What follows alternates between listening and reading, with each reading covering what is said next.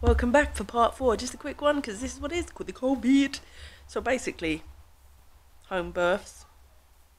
If you've got a directory of people where it's 100, yep, it's registered for us. Yep, it's on a database. It's all stored. It's all out there in our public domain. New brand with a call centre. Oh yes, Mrs. Jones come up to us and she's required a nurse. Can we get anybody calling up on the directory? Can we organise that for her? Yeah, sure. Why not? Administrate for a freelancing independent care workers. Why not?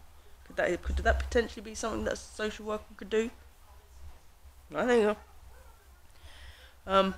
What else? Oh yes. Apparently COVID has stopped the funerals going ahead. We need, they're just gonna have a pauper funeral. No. Why don't we have one public heaths and stuff? Why not? If you've seen a film called Captain Fantastic, why not? Why not? I mean, when I talk about that, it's like maybe it's because I've done weird jobs and crossover jobs where you work in the film industry and people have got, or in festivals, event staff, and people got high-vis. What do you need? Okay, this is a public event. There's going to be a few people there. We're going to need someone in high-vis. Boom, done. Really, what does it take? I'm sure people wouldn't take an offence to someone publicly holding a burial or a funeral, not burial, cremation, if they're not going to do it. Once upon a time, Viking funerals, setting up on the river. Why not? I don't know if there's people who can organise that sort of, what is the know-how, pyrotechnics. But it's, that's where it's all fucked up. It's all industrialised and it's all behind closed doors. It's like that ordained ministers and the churchy people. I mean, the only reason they probably owned those roles in the first place was for money. Again, for money. Oh, we own this. Well, why? Disposing of bodies, if it has a public domain worker to legally administer in those areas, why not broaden the spectrum? Why has it got to be like the conveyor belt factory crematoriums anyway? That's that, or you've got a nice beautiful big church. How about personalising it for each individual? We want to do it more privately. We want to have the wake. We want to have the coffin in the house. We want to do this not in a co-op. The dead, you're dead, belonging to you and your family. There's a lot of people that feel like that about stuff, and if you've got a back garden, is there a law against that? They would like you to live in a vibration of fear controlling everything, and it's become too sterile. It can't maintain. So when you talk to me about world's ending, maybe it's just a state of mind that people get into, sterility. Too much sterility. Ownership over mind, body and soul. The evolution of slavery is what we're looking at. I was always like, the rebel child. It's not about being a rebel. I just need there's something fundamentally wrong. Maybe it's the strength of a mother-daughter bond and love. Just nursery, first day, your longest memory kicking off. Then you're groomed into roles by your environment. You're secluded. You're given a treatment. It's a double-edged sword here. That's that you've got an arts council above every class. This is being bold and acting like animals and trees. Be that person. Yet with the other side of the sword, take it and ostracize you, give you lines, make you feel like you're not worthy of even being in the same class as all your peers in the last year of school. Double-sided coins, what we get given by society, what is it? So basically, it's like it's always been in my blood to want to remove the borders, take down the walls more prevalently, especially in the age of technology, where you can get all the parents together and they can all go down to the history museum and do their own thing. For there is a agenda always with what we are taught in schools. Graham Hancock rocked my world. Alternative people rock my world. People that believe in harmony and well-being, the broken tribe. They're everywhere. The life of a scribe, the person that brings you back to it. Okay, that artist made my ears pick up. Why do you aspire to inspire? for the same reasons. To level the playing field, to make, yeah, I'm a student of life. If I could bring myself to be in a position to help others, then that would predominantly be my main goal in getting anywhere. And originally I didn't have those goals or aims. I just wanted to, one day be getting an Oscar kid. Highly unrealistic, waiting for a script when you're not with an agent or doing any of that stuff. Highly unrealistic when you've had a few shaky mental health experiences that totally removed you from those goals and whatever in the end. So it's like, okay, so I just met loads of horror stories and trauma all over the playing field and pitch. That's why this came about. Natural dot connecting person. First Guardian building. Like, okay, why don't they designate, like, literally one of the rooms to a caretaker? Surely the person that popped open the squat, this team of international squatters that are just living in here, getting evicted, there's an old guy with a dog. Can't he live in one of those rooms? You're getting complaints since the Guardians moved in that you're not taking care of the rubbish. The squatters did a better job. Well, why didn't you give one to the caretaker and give him literature? So that's where it first come about. And then the practicality of the van, and then it just kept expanding in my brain. And I need help with that, because the first Kickstarter does not do it unity justice as a Thrive design for the people, power to the people. Capitalism is best, chance to own your own business as a social worker.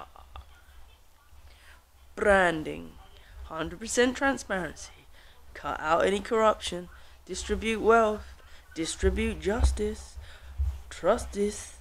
Couldn't it be great?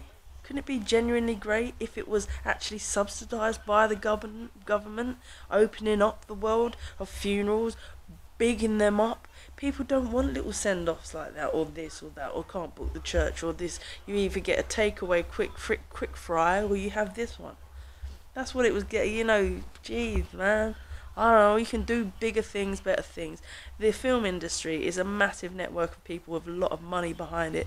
I mean, they take over London for a Pokemon little yellow creature to run around and use CGI. I'm sure they can cordon off a heath and have a fireworks display for local residents now and again, or use some of their, security networked. I'm sure everything could come together for people to be a bit more freer outside of the industrial side of life, because it's very predominantly grey and wearing. I personally find, I don't know about you, I find I get worn by it all. But that might just be the family home I come from, because there's a TV on in every room and the adverts for everything is in your brain 24/7. It's quite deranging. Like, people listen to this charity, you're gonna get senile dementia, you're gonna get this. It's just like, you would though. Listening to it, it depends on the environment. It's like, it's very uncentering. Anyway, that's Arrival Prime. Power to the people, right on time. Just needs enough Kickstarter, and then, as a piece of design art on the street straight away. That's what I wanted it as, with the novelty collection point, with the little basketball net and a wet room, and the thing, boom, it's helping people straight away. And then from there it can expand and grow naturally, and it can be used via police channels. It could be put out in police channels at first, one person in each force doing it. If they made the handheld tech with the charities and just started working as that person with more caring ethos, rather than there's a homeless person, yeah, we're taking off your sleeping bag, move on. What's that? Is that really serving our public wages? When people go into London and out of London and they see that person, the same person, they're giving them money, and then they're giving the police money to move that person on. That's not what that person wants. That person doing that job role, that's the person we're paying for. It's power to the people, right on time, take it back. Power to the people, we're taking it back. Taking the ethos of the police back. And like I said, COVID thing, it's very, very underhand business.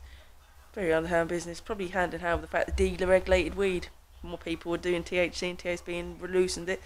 Got more respiratory people going in, or they're going to be testing for something in this vein of thought.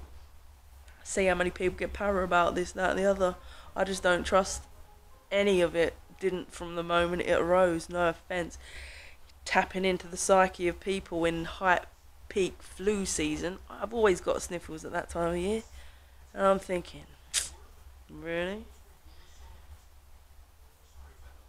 When it comes to industrial side of stuff, it's tick boxing. You go in there, what are they really ticking for? They could be testing for THB or THC in your blood. Would the nurse know any different? Would the nurse know any different if it comes up blue or red? Sure, she's just doing the thing going like that. It's roboticized industrial.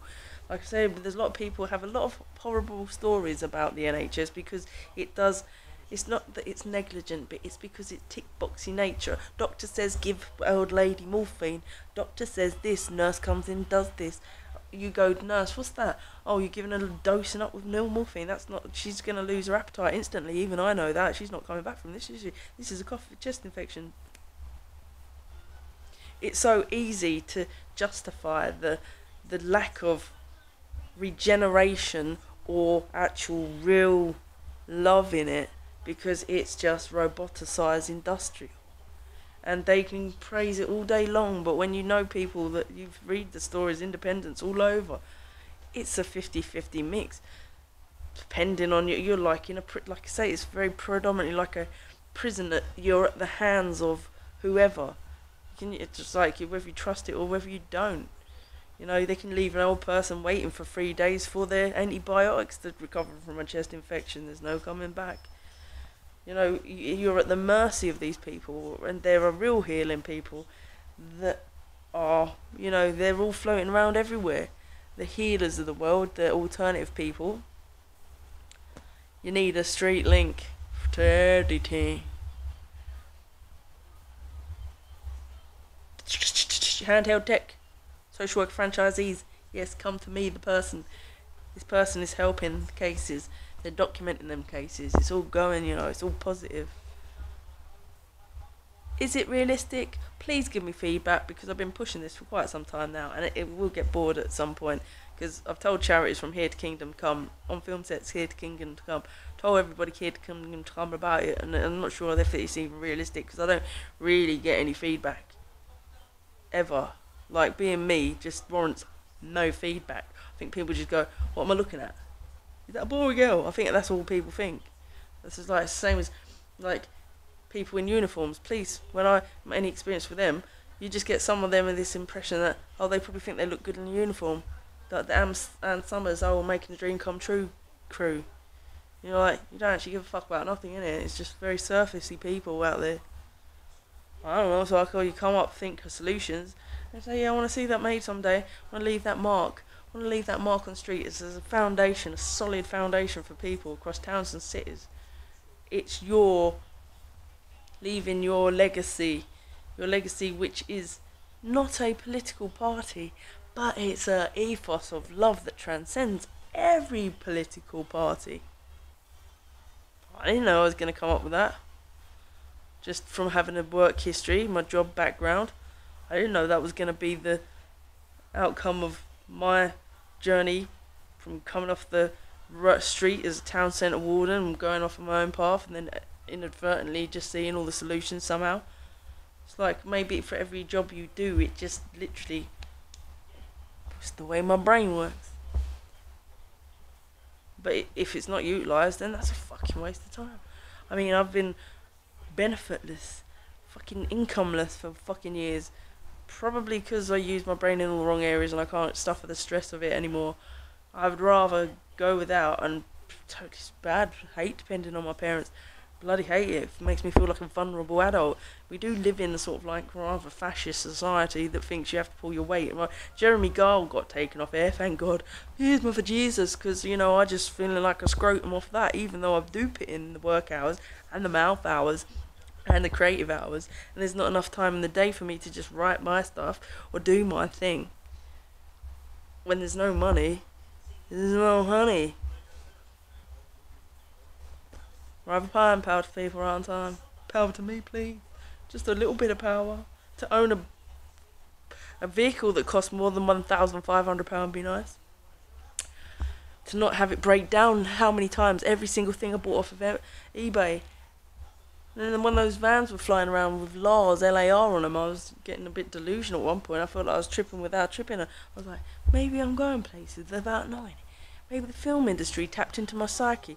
Maybe this, maybe that. It's like being deranged a little bit being me, because I've been through so many workplaces and environments and had so much random shit happen to me you wouldn't even care to understand. The doctor said I was a fraud for being stressed. Stress? You're a fraud. Because you want money. You're coming in here asking to be signed off. Money. Fraud. I wanted to slap the doctor right then and there. If everything fails you, the law system, the doctors, even A&E, every quarter just failed me at one point. I just had no faith left. That's more than rock bottom. Been to more than rock bottom, mate. That's why this kept pushing me and driving me into that direction. This is a solution for me. This is what I need. I needed that as a foolproof, as a safeguard. I needed that at that juncture. I needed that as a big brand, like fucking McDonald's, as big as that. I needed that there to go, boom, gov, help me. The people's gov, not the gov, people's gov, with link to a faith and a belief in that there are good people in the world when everything is dark and decrepit and fucked around you, and that's how it felt. Because that's the journey that I've been on. Ooh, journey of some kind, self-discovery, lots of things. And you know what? Predominantly, the moment you're just trying to find your feet and try and be something that you want to be for you, guess what happens? Everybody fucking turns on you like animals, creatures and vultures. Exasperation thinking about it again.